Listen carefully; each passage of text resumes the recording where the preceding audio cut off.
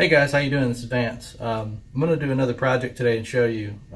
Behind me I've got my Corolla. I'm going to do an oil change, and I'm actually going to do an engine oil change and also a transmission fluid change.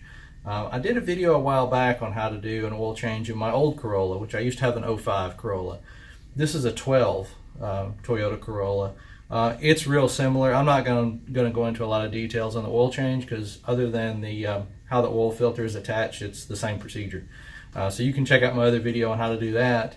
But we're going to do the transmission fluid change, which I've done on my old Corolla once, so this is like my second time to do it. It's not a real hard process, but I'm still going to show you how to do it. Okay, so here's the parts we're going to use for today's project. Of course, for the oil change, we're just going to use a Toyota oil filter. I've done this a zillion times, so that's always the same.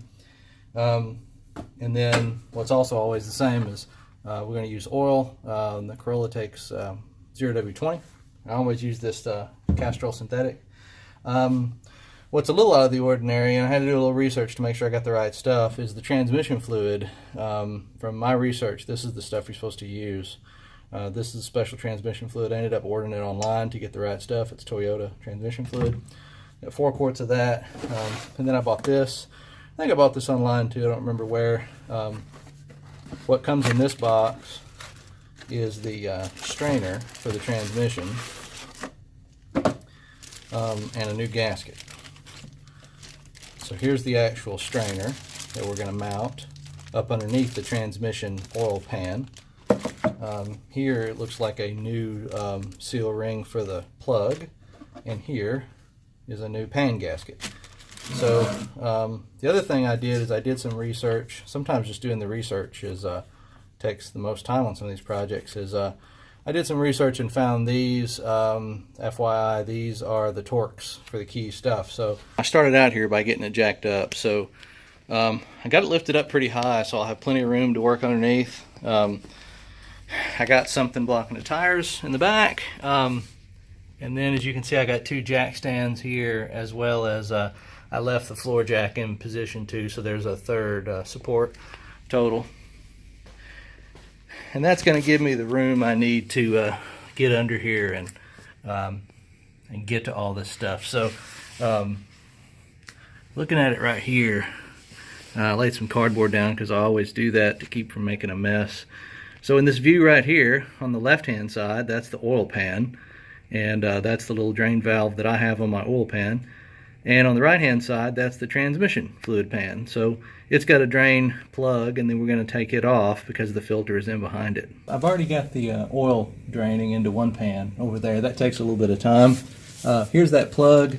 Looks like what ended up fitting it was a 10mm hex.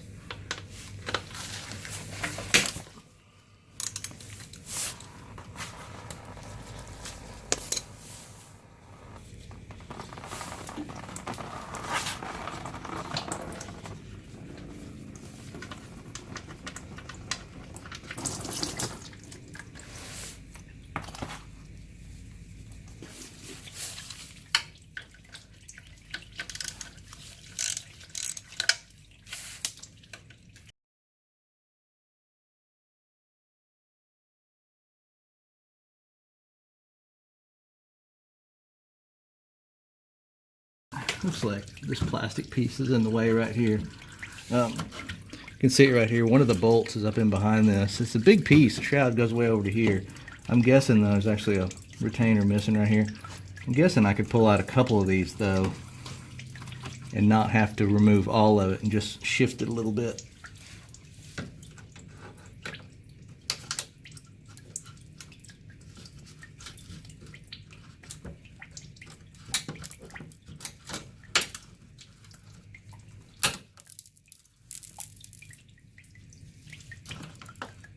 Yeah, I think that's going to be enough to move it around.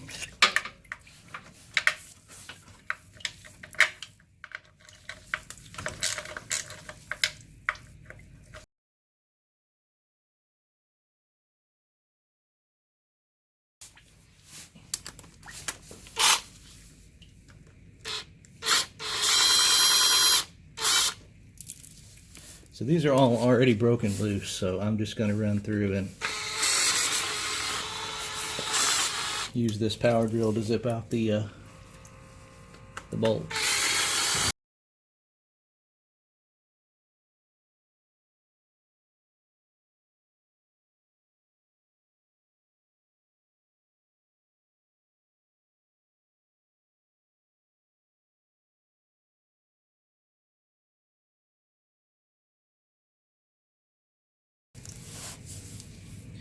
Okay, so what I've done is I've left 1, 2, 3 bolts around the edges.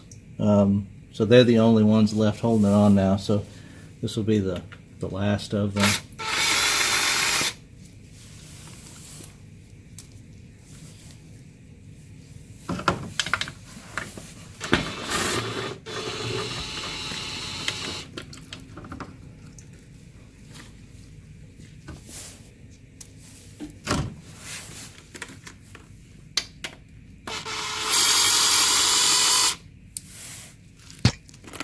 Okay, surprisingly enough, I didn't drop any of them into the pan. So, let's see how this is going to go.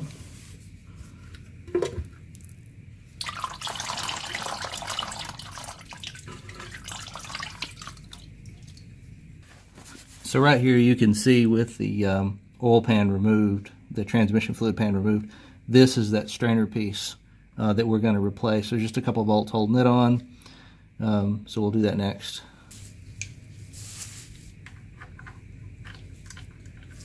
Okay, those bolts are also 10 millimeter, just like the pan bolts.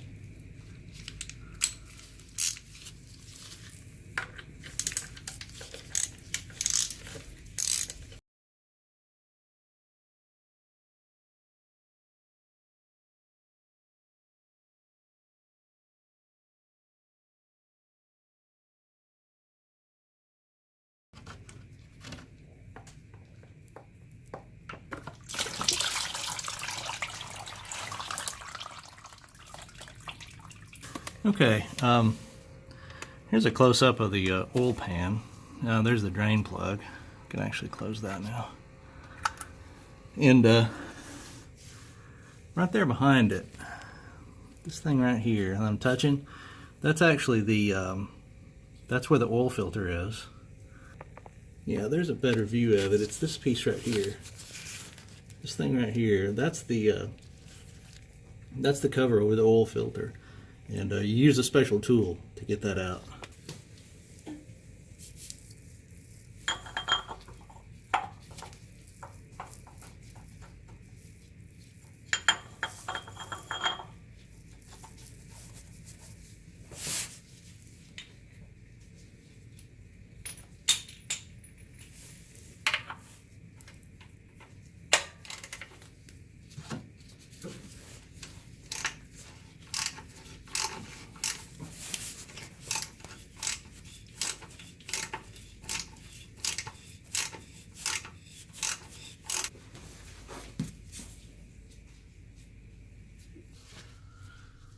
Okay, so this is the thing you just saw me remove from the car.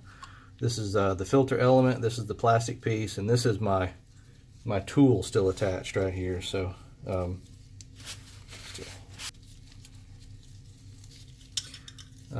the tool can get jammed on here, so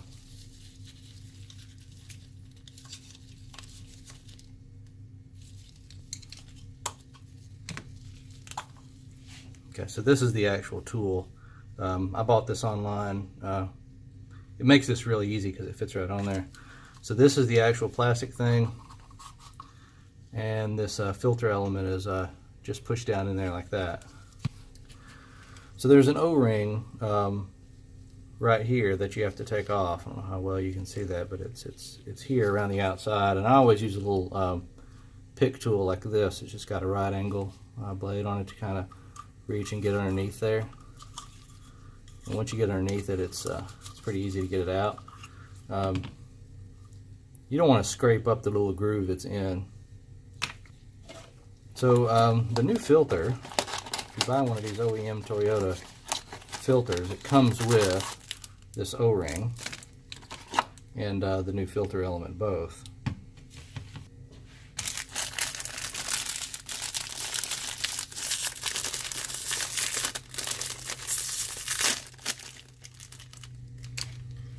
So you just get a little bit of oil.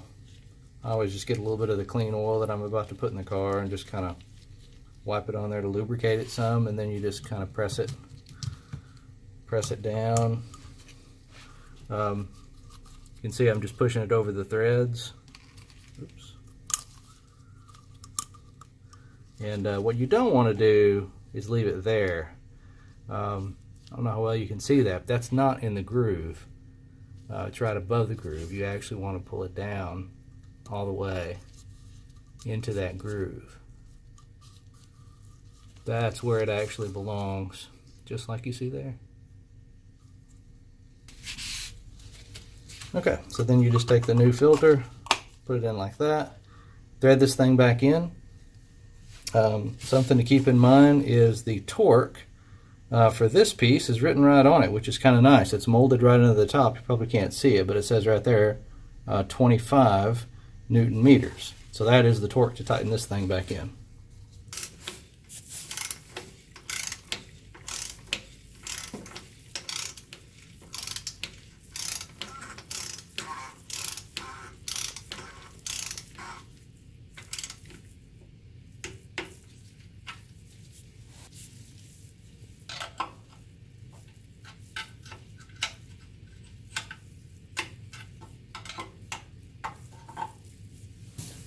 I always give this thing a close look and just make sure that I didn't pinch the O-ring or anything, and make sure that's plastic sitting nice and flush up against the metal housing there, which it looks good.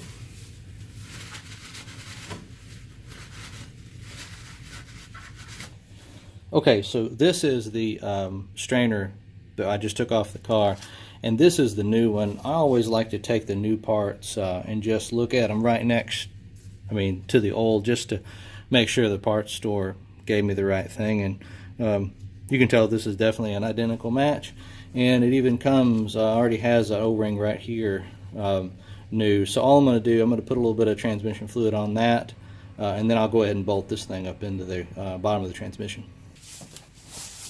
In one of the procedures I read, it actually said that the 3 bolts holding the strainer on were different lengths, but that was not the case for me. They're all 3 identical, so I checked them when I took them out.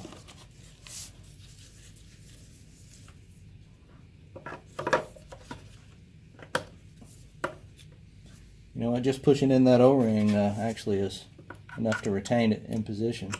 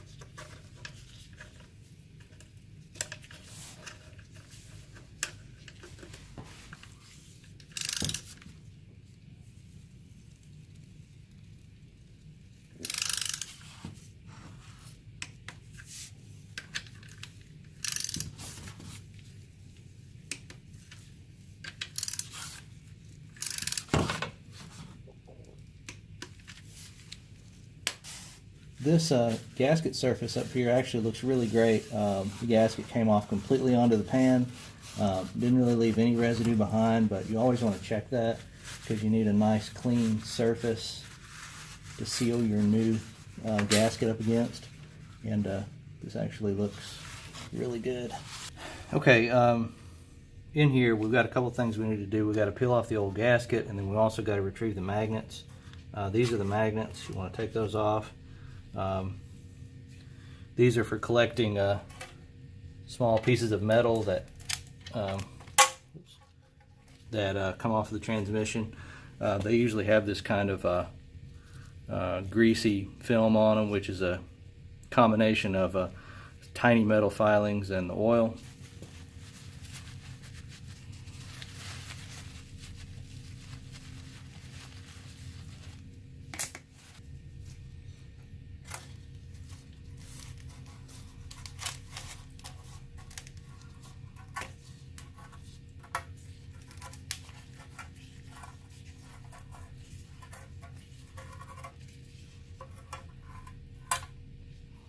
All right, that came off beautifully.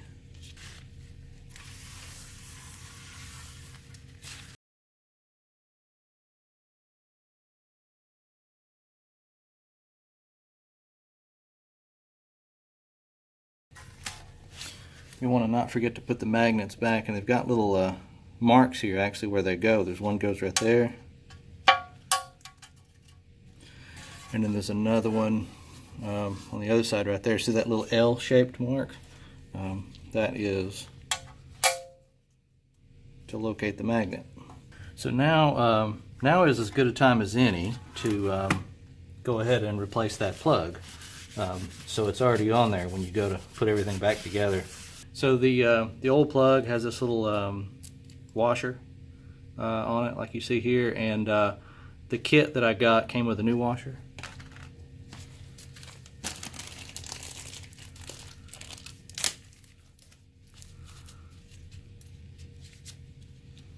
So we'll use that one.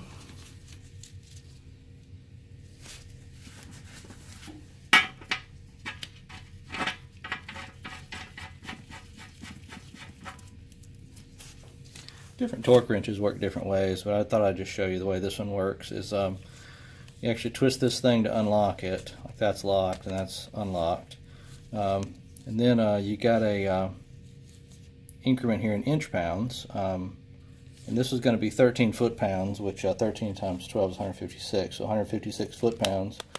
You know, you can see there's 150. I don't know how well that shows up or not.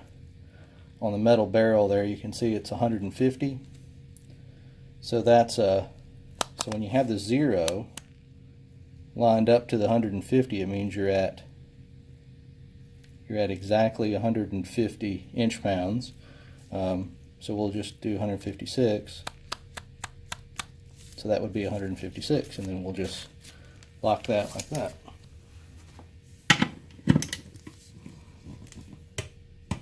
Wow, that was not very much. So this is the new gasket. We're just going to check and make sure that fits, and it looks like it fits really good.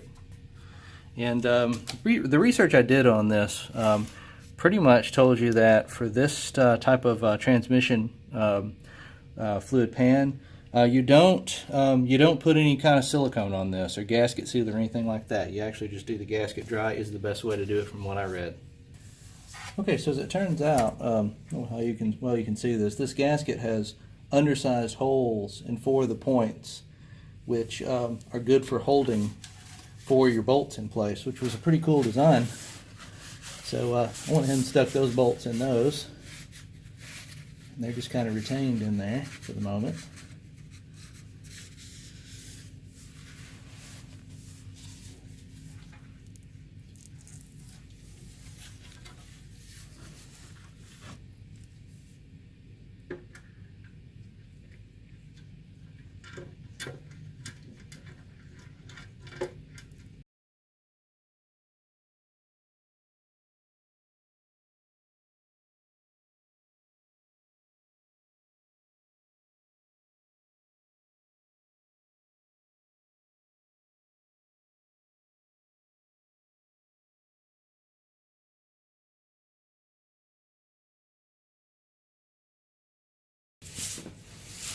Okay, so I got those 4 bolts just started. Just going to peek in here and make sure everything's lined up just right.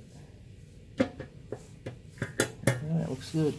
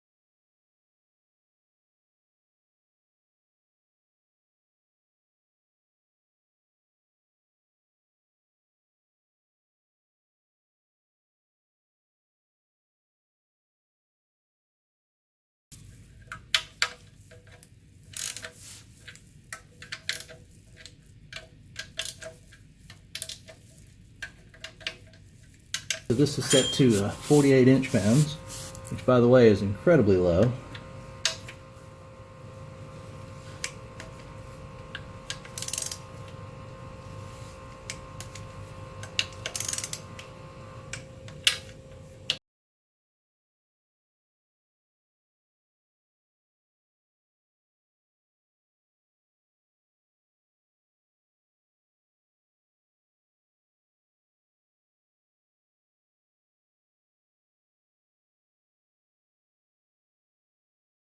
So let me show you something here. This is the transmission fluid I drained out, and this particular pan has got graduations written here on the side. I don't know how well you can see that, but so what I drained out was right at 3 quarts. Now what I read online is that the drain and refill is 4 quarts. Now it could be that mine was just a little low. We'll find out, but we'll start by putting 3 quarts in. So right here is the dipstick where you actually check the transmission fluid. So what you do is you use the dipstick hole to put the new fluid in. And this is a funnel. I actually bought it last time I did a transmission fluid change. It's kind of made for this. It's got a very small end and it's got a big top, so a big funnel part. So you just kind of slide this down in there.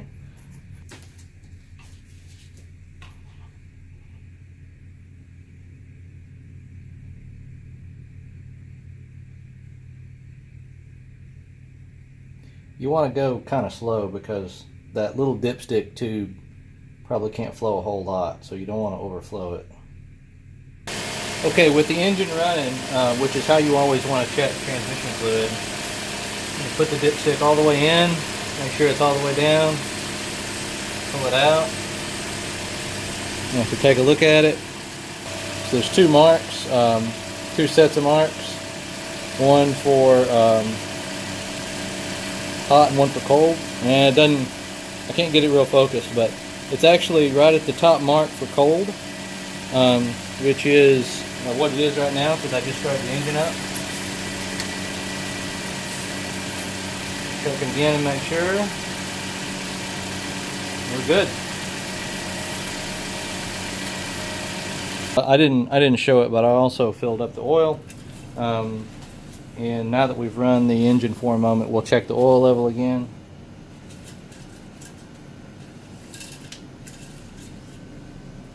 Kind of midway in between the two marks, so I think we're good. Alright, all done with the Corolla. Got oil change done, transmission fluid change done. She's all set. Oh, by the way, I didn't film it while I was under the car. Remember, I had to take out that little clip to loosen that plastic trim piece to get to those bolts on the transmission fluid pan. I put that clip back, and in fact, that one was missing. I had a Christmas tree clip, a spare one, that I snapped in there and fixed that one missing too. So, she's all done. Thanks for watching, guys. Hope you enjoyed the video. See you next time.